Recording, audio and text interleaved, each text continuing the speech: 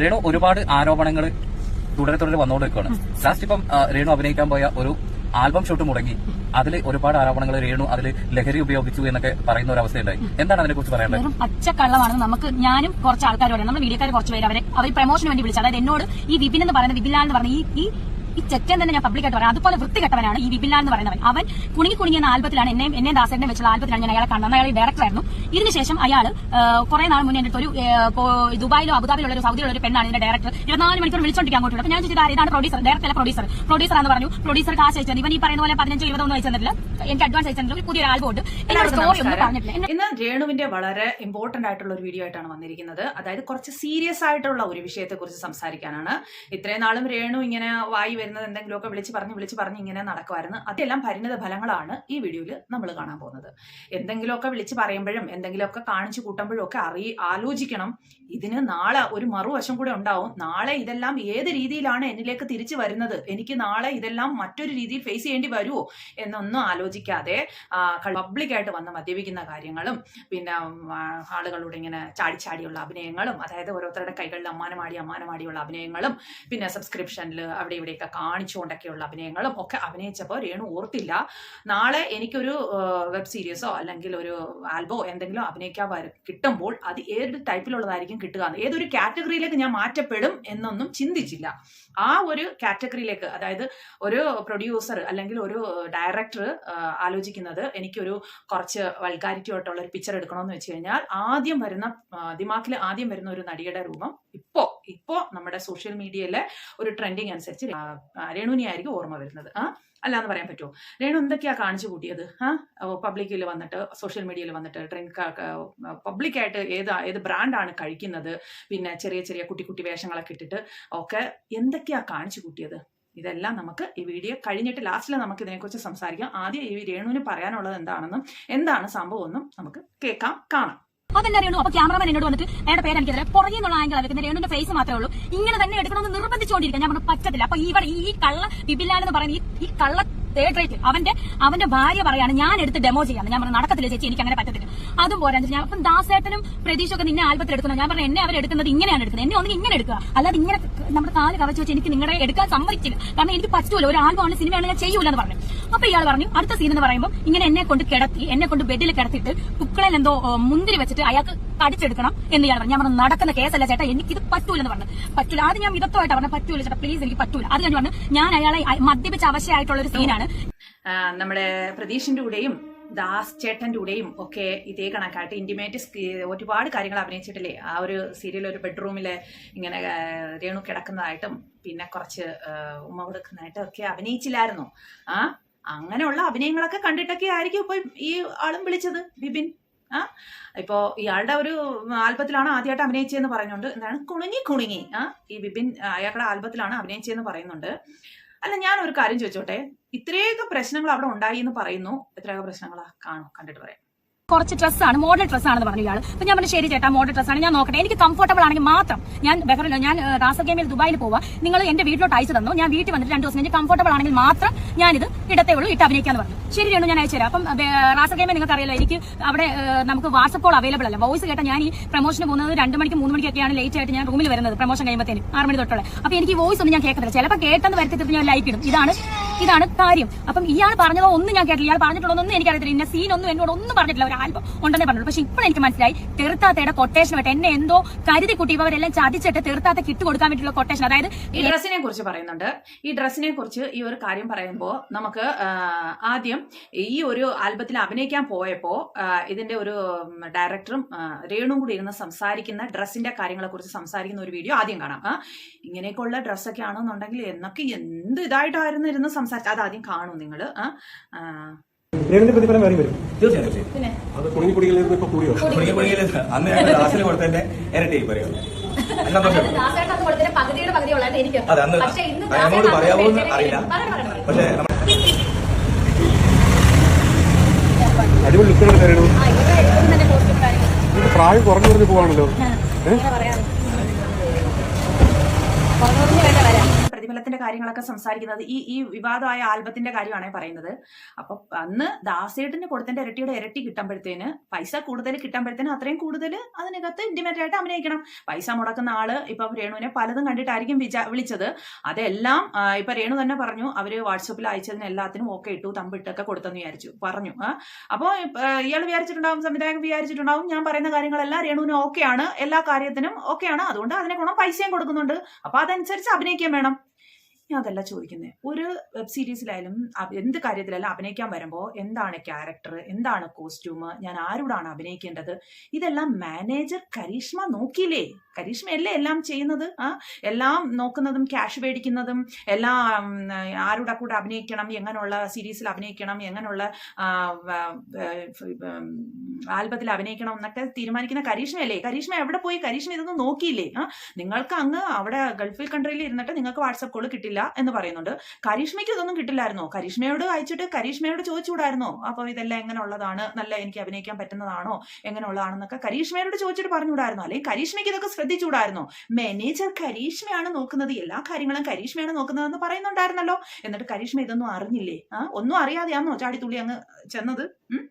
എല്ലാ കാര്യങ്ങളും, അതായത് ഈ കള്ളി താത്തയ്ക്ക് വേണ്ടിയിട്ടാണ് ഇവൻ ഈ വീഡിയോ ക്രിയേറ്റ് ചെയ്തത്. ലാസ്റ്റത്തെ ഒരു വീഡിയോ ഞാൻ ഒരു മദ്യവും കഴിച്ചില്ല, മയക്കുമതി, എനിക്ക് എന്റെ ശരീരം മുഴുവൻ കാണിച്ചുള്ള വൃത്തികെട്ട വേഷം വിട്ട് അവൻ എന്നെ കവച്ചെടുക്കണം, അത് ഉമ്മ വെക്കണമെന്നുള്ള സീൻ ഞാൻ അഭിനയിക്കത്തില്ലെന്ന് പറഞ്ഞുകൊണ്ടാണ് ഈ ചെറ്റ. അത് അവിടെ ഈ ആൽബത്തിൽ അഭിനയിക്കാൻ ചെന്ന ഒരു വേഷവും ഒക്കെ ഒന്ന് കാണ്. ദേ അടിപൊളി ലുക്കുള്ള രേണു. പ്രായം കുറഞ്ഞു പോവാണല്ലോ. ആലോചിച്ചില്ലേ? കൂടെ നടക്കുന്ന 8ഓളം യൂട്യൂബർമാരെ കൊണ്ട് നടക്കുന്നുണ്ടായിരുന്നല്ലോ. അവര് പറയുന്നുണ്ടല്ലോ, അടിപൊളി ഡ്രസ്സാണല്ലോ, പ്രായം കുറഞ്ഞു പോവാണല്ലോ. അപ്പൊ അതൊക്കെ അങ്ങ് എൻജോയ് ചെയ്തു. ഇങ്ങനെ ഒരു പ്രശ്നങ്ങളൊക്കെ ഇതിന്റെ പുറകെ വരുമെന്നൊന്നും ആലോചിച്ചില്ല. രേണു നോക്കിയും കണ്ടും കാര്യങ്ങൾ ചെയ്യൂ. ഇന്നത്തെ ലോകം എന്ന് പറയുന്നത് അത്ര നല്ലതൊന്നും അല്ല കേട്ടോ. എന്നിട്ട് പബ്ലിക്കായിട്ട് മദ്യപിക്കുന്നു, കാലിന്റെ കാര്യങ്ങൾ പറയുന്നു. ഞാൻ കഴിഞ്ഞ ഒരു വീഡിയോയിൽ പറഞ്ഞായിരുന്നല്ലോ രേണു സംസാരിച്ച കാര്യങ്ങളെക്കുറിച്ചൊക്കെ, അടിമ എന്നൊക്കെയുള്ള കാര്യങ്ങളെക്കുറിച്ചൊക്കെ.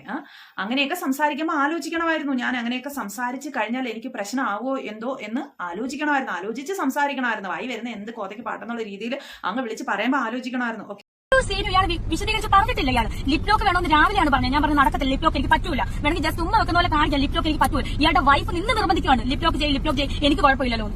ഇവരുടെ ഉദ്ദേശം ഇപ്പൊ മനസ്സിലായി. തീർത്താത്തെന്ന് പറഞ്ഞ വൃത്തികെട്ട നീചമായിട്ടുള്ള സ്ത്രീക്ക് എന്റെ വീഡിയോസ് എടുത്ത് പല പോൺ സൈറ്റിൽ വിടാനായിരുന്നെന്ന് എനിക്ക് ഇപ്പോഴാണ് മനസ്സിലാകുന്നത്. എന്നെ അതിന് കിട്ടത്തില്ലെന്ന് ഞാൻ അതിനകത്ത് വ്യക്തമായിട്ട് ഞാൻ ലാസ്റ്റ് പറയുന്നുണ്ട്. എന്നെ ആ ഡ്രസ് നിങ്ങൾ ശ്രദ്ധിച്ച് കേട്ടാൽ അറിയാം, അവരിറക്കിയ വീഡിയോയ്ക്കകത്ത് വ്യക്തമായിട്ട് പറയുന്നുണ്ട്, ഈ ഡ്രസ്സിൽ ഞാൻ ചെയ്യൂല, കംഫർട്ടബിൾ അല്ലെന്ന് പറഞ്ഞിട്ട് ഞാൻ പറഞ്ഞു, ഞാനാണ് പറഞ്ഞത് ഞാൻ ചെയ്യൂല എന്ന് പറഞ്ഞപ്പോൾ അയ്യാണ് കുറെ നേരം മിണ്ടുന്നത്. അപ്പം അവരുടെ നാടകം കഴിഞ്ഞു. അതായത് ഷെഫീന ബീവി എന്ന് പറയുന്ന ഈ തീർത്താത്ത കള്ളി മറ്റവൾക്ക് കൊടുക്കാനുള്ള വീഡിയോ ആയിരുന്നു ഇത്. ഇവർ ആ മറ്റവള് ഇനിയിപ്പോ എനിക്ക് സത്യം പറഞ്ഞ ആൽബത്തിൽ വിളിക്കുന്ന എനിക്ക് പേടിയുണ്ട്. കാരണം ഇവരുടെ പറവിലുള്ള ചതിക്കുഴിയാണോ എന്ന് എനിക്കിപ്പോ സംശയമുണ്ട്. ആര് വിളിച്ചാലും ഞാൻ അറിയാവുന്നവരെ വിളിച്ചാൽ മാത്രമേ എന്റെ മാനേജറുമായിട്ട് കോൺടാക്ട് ചെയ്ത് മാത്രമേ ഞാൻ ചെയ്യത്തുള്ളൂ.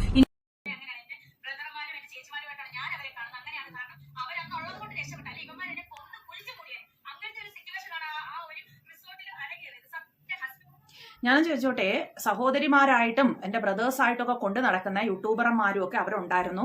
അവരില്ലായിരുന്നു എന്നുണ്ടെങ്കിൽ അവരെന്നെ അന്ന് അവിടെ കൊന്നു കുഴിച്ചു മൂടിയനെ എന്ന് പറയുന്നു. അന്ന് ആ ഒരു സംഭവം കഴിഞ്ഞിട്ട്, ആ ഒരു ആൽബത്തില് ഷൂട്ടിങ്ങിനൊക്കെ പോയി കഴിഞ്ഞിട്ട്, ഷൂട്ടിന്റെ കാര്യത്തിനൊക്കെ പോയി കഴിഞ്ഞിട്ടായിരുന്നു അന്ന് കണ്ടില്ലായിരുന്നോ വെള്ളം അടിക്കുന്ന കാര്യങ്ങളും കാലിന്റെ കാര്യങ്ങളും ഒക്കെ സോഷ്യൽ മീഡിയക്കാരോട് പറഞ്ഞത്. എന്തുകൊണ്ട് ആ കാര്യം അന്ന് ഈ ചാനലുകാരോട് പറഞ്ഞില്ല? കൂടെ കൊണ്ട് നടക്കുമല്ലേ ചാനലുകാരെയൊക്കെ, യൂട്യൂബുകാരെയൊക്കെ, അവരോട് എന്തുകൊണ്ട് പറഞ്ഞില്ല ഇങ്ങനെ ഒരു പ്രശ്നമുണ്ട്? അല്ലെങ്കിൽ അവർക്കും അറിയായിരുന്നു, അവരുണ്ടായതുകൊണ്ട് മാത്രമാണ് രക്ഷപ്പെട്ടത്, അല്ലെങ്കിൽ അവർ കൊന്നു കുഴിച്ചു മുടിയനെന്നൊക്കെ പറയുന്നുണ്ട്. അപ്പൊ അവരാണ് രക്ഷപ്പെടുത്തിയെന്ന് പറയുന്നുണ്ട്. എന്തുകൊണ്ട് ഇത്രയും വലിയൊരു സീരിയസ് ആയിട്ടുള്ള ഒരു പ്രശ്നം അവിടെ നടന്നു എങ്കിൽ അവരെന്തുകൊണ്ട് അത് പുറത്തു വിട്ടില്ല? ഇപ്പോ ഷബീന താത്തെ കുറ്റം പറയുന്നുണ്ടല്ലോ, അവരാണ് ഇതിനെല്ലാത്തിനും കുറ്റക്കാരി എന്ന് പറയുന്നത്. ഞാൻ ആദ്യമേ ഒരു കാര്യം പറഞ്ഞോട്ടെ, അവരുടെ കാലിന് സുഖമില്ല എന്ന് പറയുന്നുണ്ട്. പക്ഷേ അവരുടെ ഒരു വൈകല്യത്തെ കുത്തി രേണു പറയുന്നുണ്ടായിരുന്നു. അങ്ങനെ പറയാൻ പാടില്ലായിരുന്നു. ആർക്കും എന്തും എപ്പോഴും സംഭവിക്കാം. അപ്പൊ അവർക്കൊരു ബുദ്ധിമുട്ടുള്ളതിനെ കുത്തി പറയരുതായിരുന്നു. ബാക്കി നിങ്ങൾ തമ്മിൽ എന്താണെന്നൊന്നും ഞങ്ങൾക്കറിയത്തില്ല. ഇപ്പോ പക്ഷേ അവരാണോ ഈ പ്രശ്നം ഇപ്പം മീഡിയയിൽ കൊണ്ടുവന്നത്? അവരാണ് ഈ പ്രശ്നം സോഷ്യൽ മീഡിയയിൽ കൊണ്ടുവന്നത്. അല്ലാതെ രേണു ആരോടും പറഞ്ഞില്ലത് എടുത്തതൊന്നുമില്ലല്ലോ. അത് കഴിഞ്ഞിട്ട് എന്തോരം ഇന്റർവ്യൂസും എന്തോരം ബൈറ്റുകളൊക്കെ സോഷ്യൽ മീഡിയക്കാർക്ക് കൊടുത്തു. പക്ഷെ ഈ ഒരു സംഭവം രേണു എങ്ങും പറഞ്ഞില്ല. നിങ്ങൾ ഈ കിടന്ന് പറയുന്ന താത്ത, നിങ്ങൾ ഇങ്ങനെ പറയുന്നുണ്ടല്ലോ, ആ താത്ത തന്നെയല്ലേ സോഷ്യൽ മീഡിയയിൽ ഈ കാര്യം കൊണ്ടുവന്നത്. അത് നമുക്ക് പതിയെ കേൾക്കാം. ആദ്യം നമുക്ക് രേണുവിന് പറയാനുള്ളത് എന്താണെന്ന് വെച്ച് കഴിഞ്ഞാൽ അത് കേൾക്കാം. അത് കഴിഞ്ഞിട്ട് എന്റെ ഹസ്ബൻഡിന്റെ വീട്ടിൽ പോയ തീർത്താത്ത അതുപോലെ ഇപ്പൊ പലരെ വെച്ചിട്ട് എന്നെ കൊടുക്കാനുള്ള ശ്രമമാണ് നടത്തിക്കൊണ്ടിരിക്കുന്നത്. ഇതിപ്പം എല്ലാ ബുദ്ധിയുള്ള മനുഷ്യർക്കറിയാം. ഞാൻ അങ്ങനെ ആ ഇവരുടെ വീട്ടിൽ ചെന്ന് വിപിലാൽ പറഞ്ഞ വൃത്തികെട്ടവന്റെ വീട്ടിൽ ഞാൻ ചെന്നപ്പം ഇവന്റെ വൈഫും ഉണ്ട്. ഇവർ എനിക്ക് ഡ്രസ്സ് എടുത്തിട്ട് ഞാൻ ഇട്ട് കംഫർട്ടബിൾ ആണെന്ന്, ഞാൻ എന്തായാലും കംഫർട്ടബിൾ ആണോ നോക്കി ഫോട്ടോ എടുത്തു. കാരണം എനിക്ക് അറിയണം. ഞാനിപ്പോ നോക്കിയപ്പോൾ എനിക്ക് കംഫർട്ടബിൾ അല്ല കേട്ടോ. ഞാൻ ചേച്ചി എനിക്കിത് കംഫർട്ടബിൾ. എന്നിട്ട് പോലും ഇവർ സീൻ പറയുന്നില്ല. ഇവർ പറഞ്ഞൊരു പാർട്ടി വെയർ ആണ്, പാർട്ടിക്ക് ഡാൻസ് കളിക്കും. ഓക്കെ ശരി. എന്റെ മീഡിയക്കാർ നിങ്ങൾക്കറിയാം, കുറച്ച് പേരാണെങ്കിൽ എന്റെ സുഹൃത്തുക്കളാണ്. ഞാൻ അവരെ അങ്ങനെയാണ്, എന്റെ ബ്രദർമാരും എന്റെ ചേച്ചിമാരുമായിട്ടാണ് ഞാൻ അവരെ കാണുന്നത്. അങ്ങനെയാണ്. കാരണം അവരന്ന് ഉള്ളത് കൊണ്ട് രക്ഷപ്പെട്ട. അല്ലെ ഇവന്മാർ എന്നെ കൊന്ന് കുളിച്ചു മൂടിയാണ്. അങ്ങനത്തെ ഒരു സിറ്റുവേഷനാണ് ആ ഒരു റിസോർട്ടിൽ അരങ്ങേറിയത്.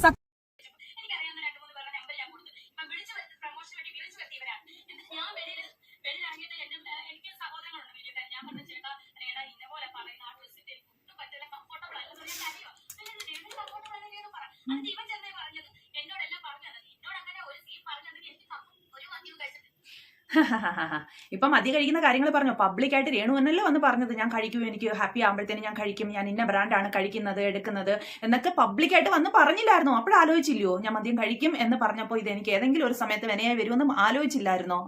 ഇപ്പം ഞാൻ കഴിക്കൂല, ഞാൻ അങ്ങനെ ചെയ്യില്ല, അത് ചെയ്യില്ല, അത് ചെയ്യില്ല എന്നൊക്കെ പറയുന്നു. പിന്നെ പറയുന്നുണ്ട് ഞാനാണ് അവർക്ക് നമ്പർ കൊടുത്തത്, എനിക്കറിയാവുന്ന 2-3 പേരുടെ നമ്പർ കൊടുത്തു. പിന്നെ പറയുന്നു എന്റെ സഹോദരങ്ങൾക്ക് തുല്യമായിട്ടുള്ള എന്റെ ചേച്ചിമാരുടെയും എന്റെ ബ്രദേഴ്സിന്റെയും സ്ഥാനത്ത് ഞാൻ കുറച്ച് മീഡിയക്കാരെ കാണുന്നുണ്ട് എന്നൊക്കെ പറയുന്നുണ്ട്. രേണു ഈ മീഡിയക്കാരെ കൊണ്ട് 7 ചാനൽ, യൂട്യൂബ് ചാനലുകാരെയും കൊണ്ട് ഇങ്ങനെ നടക്കുവാണെന്നുള്ള കാര്യം രേണു തന്നെ പറയുന്നുണ്ട്. അപ്പൊ രേണു തന്നെയാണ് ഈ കണ്ടന്റുകളെല്ലാം പുറത്തു വിടുന്നത്. രേണു തന്നെയാണ് നെഗറ്റീവ് എല്ലാം പുറത്തു വിടുന്നത്. ഇത്രയും നെഗറ്റിവിറ്റി വാരി വിതറുമ്പം ആലോചിക്കണമായിരുന്നു ഇത് എന്നിലേക്ക് തന്നെ തിരിച്ചു വരുമെന്ന്. നെഗറ്റിവിറ്റിയിലൂടെ മാത്രം എനിക്ക് പ്രശസ്തി നേടണം എന്ന് പറഞ്ഞ് ഇറങ്ങി തിരിച്ചതല്ലേ, ആ ഒരു നെഗറ്റിവിറ്റി തിരിച്ചടിച്ചിരിക്കുന്നു. അതേ ഇപ്പൊ ഇവിടെ സംഭവിച്ചുള്ളൂ. അപ്പോൾ അങ്ങനെ കള്ള് ഷാപ്പിൽ മദ്യവും കൈ വെച്ചുകൊണ്ട്, മദ്യം കുടിക്കില്ല എന്ന് പറയുന്ന മദ്യം കുടിക്കുന്നതായിട്ടും മദ്യം കയ്യിൽ വെച്ചുകൊണ്ടും ഒക്കെ ഡാൻസും പാട്ടും ഒക്കെ ചെയ്തപ്പോൾ ആലോചിച്ചില്ലേ എനിക്ക് ഇതൊക്കെ ഒരു ബുദ്ധിമുട്ടായിട്ട് വരും നാളെ ഒരു സമയത്തെന്ന്. പബ്ലിക്കായിട്ടൊക്കെ അല്ലേ ചെയ്തത്. അപ്പോൾ അന്ന് അങ്ങനെ ഒരു ആൽബത്തിൽ അഭിനയിച്ചപ്പോൾ ഈ ഡയറക്ടർ വിചാരിച്ചിട്ടുണ്ടാവും എന്തും ചെയ്യാൻ തയ്യാറാണ് രേണു, പൈസ കൊടുത്താൽ മതി. അപ്പൊ അവരതിന്റെ രേണുവിനെ വെച്ച് ഉപയോഗിക്കാൻ നോക്കി, അത്രേ ഉള്ളൂ. ഒരു മദ്യവും കഴിച്ചിട്ടില്ല, മയക്കുമരുന്നും കഴിച്ചിട്ടില്ല. ഞാൻ മദ്യം കഴിക്കുന്നത് ഞാൻ ആകെ കഴിക്കുന്ന വല്ലപ്പോഴുമാണ്. എന്റെ കുടുംബക്കാർ കസിൻസിനോടൊപ്പം വല്ല ക്രിസ്മസിന് കഴിക്കുക, അല്ലെങ്കിൽ ദുബായിൽ വല്ലതും പോകുമ്പോഴത്തേനും ഞാൻ കഴിക്കുന്നതല്ല. എനിക്കിത് ആരും ബോധിപ്പിക്കണമല്ല. പക്ഷെ ഞാൻ അന്നത്തെ ദിവസം മദ്യം കഴിച്ചു. ഇന്നത്തെ അടുത്ത് ഇവൻ പറഞ്ഞ അടുത്ത സീൻ, ഈ വിപിലാൽ എന്ന് പറഞ്ഞ ഇവൻ പറഞ്ഞ അടുത്ത സീൻ എന്താണെന്ന് ചോദിച്ചാൽ, ഞാൻ മദ്യം കഴിച്ചിട്ട് അഭിനയിച്ചിട്ട് ഇയാളെ പിടിച്ച് ദേഹത്തോട് ചേർത്തിട്ട് ഉമ്മ വെക്കണം, ഇയാളെ ഇങ്ങനെ തലയിലെ മുടി അഴിക്കണം. ഞാൻ പറഞ്ഞു നടക്കത്തില്ല ചേട്ടാ. അപ്പോഴും ഈ മീഡിയക്കാർ, എന്റെ ഈ സുഹൃത്തുക്കളായിട്ടുള്ള മീഡിയക്കാരെ വെളിയിൽ ഇവരൊന്നും അറിയുന്ന പോലുമില്ല. സീൻ പറഞ്ഞു തരുവാന്ന് ഓർത്തെ ഇവൻ എന്നിട്ട് ഇവർ ഈ മീഡിയക്കാരെ വിളിച്ചു വരുത്തിയത് ഇവൻ തന്നെയാണ്. പ്രൊമോഷന് വേണ്ടിയിട്ട് വിളിച്ചു വരുത്തിയത് ഇവൻ തന്നെയാണ്. എന്നോട് നമ്പർ വെച്ചപ്പോൾ എനിക്കറിയാവുന്ന 2-3 പേരുടെ നമ്പർ ഞാൻ കൊടുത്തു. ഇവൻ വിളിച്ചു വരുത്തിയത് പ്രൊമോഷന് വേണ്ടി വിളിച്ചു വരുത്തി ഇവനാണ്. എന്നിട്ട് ഞാൻ വെളിയിൽ ഇറങ്ങിയിട്ട് എനിക്ക് സഹോദരങ്ങളുണ്ട് മീഡിയക്കാർ. ഞാൻ പറഞ്ഞ ചേട്ടാ അല്ലേടാ ഇന്ന പോലെ പറയുന്ന ആ ഡ്രസ്സിട്ട് എനിക്ക് ഒട്ടും പറ്റില്ല, കംഫർട്ടബിൾ അല്ലെന്ന് ഞാൻ കരയുക. പിന്നെ രേണുവിന് കംഫർട്ടബിൾ അല്ല രേണു പറ. എന്നിട്ട് ഇവൻ ചെന്നേ പറഞ്ഞത് എന്നോടെല്ലാം പറഞ്ഞു തന്നെ. എന്നോട് അങ്ങനെ ഒരു സീൻ പറഞ്ഞതെങ്കിൽ എനിക്ക് ഇവൻ ഇത്ര വൃത്തികെട്ടവൻ, ഈ തീർത്താത്ത ഇവർക്ക് എന്തിന്റെ സോക്കടാണെന്ന് എനിക്ക് അറിയത്തില്ല. ഇവരിങ്ങനെ എന്നെ നിരന്തരം ശല്യം ചെയ്തുകൊണ്ടിരിക്കുകയാണ്. ഇവർ കാരണം ഞാൻ മിക്കവാറും എനിക്കറിയില്ല എന്താ ചെയ്യണത്. ഇവർ എന്റെ കഞ്ഞുകൂടി വരെ മുട്ടിക്കുന്ന ഒരു അവസ്ഥയാണ് ഇപ്പോൾ ഉണ്ടാകുന്നത്. ഇവരെ എന്നെ അവിടെ വെച്ച് ഈ ഒരു ഞാൻ പറയട്ടെ, ഇവരിപ്പോ ഈ പറഞ്ഞ 8 മീഡിയക്കാർ ഇയാൾ ഈ വിപിൻ എന്ന് പറഞ്ഞ് തെണ്ടി വിളിച്ചിട്ടാണ് അവർ വന്നത്. ഇവർ വന്നില്ലായിരുന്നു ഇവർ എന്നെ അവിടെ കൊന്നു കുളിച്ചു മുടിയാനെന്ന് ഇപ്പൊ എനിക്ക് സംശയമുണ്ട്, പേടിയുണ്ട്. സത്യം ഇവരല്ലേ എന്നെ എന്തെങ്കിലും ചെയ്തേനെ. സത്യസന്ധമായിട്ട് പറയാം. കാര്യം ഞാനടക്കമുള്ള ആൾക്കാർക്ക് ലൊക്കേഷൻ അടക്കം ഡേറ്റ് അടക്കം അയച്ചു തന്നിട്ടുണ്ടായിരുന്നു. അപ്പം ഇവൻ വിളിച്ച മീഡിയക്കാർ തന്നെയാണ് രേണുവിന് അവസാനമായിട്ട് രക്ഷകരായിട്ട് സത്യമായിട്ട്. അല്ലെങ്കിൽ അവർ കൊന്നേനെ, അവിടെ ഒന്നെങ്കിൽ കൊന്നേനെ അല്ലെങ്കിൽ എന്തെങ്കിലും എന്നെ ചെയ്തേനെ. പിന്നെ ഒരു പാവം ഒരു മേക്കപ്പ് ആർട്ടിസ്റ്റ് ചേച്ചി ഉണ്ടായിരുന്നു. ചേച്ചി എന്ത് ചെയ്യാൻ, ചേച്ചി നിന്ന് അയാൾ സീൻ പറയുമ്പോൾ ആ ചേച്ചി എന്റെ കൂടെ അടുത്തുണ്ട്. ചേച്ചി കണ്ണുകൊണ്ട് ഇങ്ങനെ നിറയും രേണു ചെയ്യല്ലേ ചെയ്യല്ലേ. ഞാൻ ഒരിക്കലും ചെയ്യത്തില്ല. അവൻ സീൻ പറയാം പച്ച. ഇത്രയും പ്രശ്നങ്ങളൊക്കെ അവിടെ ഉണ്ടായി, കൊല്ലുന്ന ഇതിലേക്ക് എത്തി. ഒരു സ്ത്രീ ആയിട്ട് നിങ്ങളെ ഇത്രയും അവൻ പറഞ്ഞു, ഉപദ്രവിക്കാൻ ശ്രമിച്ചു, കൊല്ലാൻ വരെ ശ്രമിച്ചു എന്നൊക്കെ പറയുന്നുണ്ട്. ഇത്രയും പ്രശ്നങ്ങൾ അവിടെ ഉണ്ടായിട്ടും അപ്പോൾ തന്നെ നിങ്ങൾക്കത് നിങ്ങളുടെ കൂടെ തന്നെ ഉണ്ട് ചാനലുകാരെന്ന് പറയുന്നുണ്ട്. അവർക്ക് അപ്പോഴേ അത് വെളിയിൽ വിട്ടുകൂടായിരുന്നോ? എന്തിനു മൂടി വെച്ചു? ഇത്രയും ദിവസമായിട്ടും നിങ്ങൾ എന്തുകൊണ്ട് ഇത് പുറത്ത് പറഞ്ഞില്ല? നിങ്ങൾക്കത് പുറത്ത് പറഞ്ഞുകൂടായിരുന്നോ? നിങ്ങളായിട്ട് പുറത്ത് പറഞ്ഞ് നിങ്ങളായിട്ട് എല്ലാവരെയും അറിയിക്കണമായിരുന്നു. ഇങ്ങനെ ഒരു ഇത് ആ സംവിധായകൻ ഒരു മനുഷ്യരുടെ ഒരു സ്ത്രീയോടും കാണിക്കരുതായിരുന്നു. ആ സംവിധായകന്റെ തനി നിറം നിങ്ങൾ സോഷ്യൽ മീഡിയയിൽ കാണിക്കണമായിരുന്നു. ഇപ്പോഴും നിങ്ങൾ ആ താത്തയാണ് കുറ്റം പറയുന്നത്, അവരാണ് എല്ലാം ചെയ്തത്. രേണു ഒന്നും ചെയ്തിട്ടില്ല. രേണു ചെയ്തതിന്റെയും പറഞ്ഞതിന്റെയും കാണിച്ചതിന്റെയും ഒക്കെ ഫലമാണ് രേണു ഇപ്പൊ അനുഭവിക്കുന്നത്. അല്ല ആ താത്ത എന്തോ ചെയ്ത്? രേണു അല്ലേ അങ്ങനെ ഒരു വഴി ഉണ്ടാക്കി കൊടുത്തത്.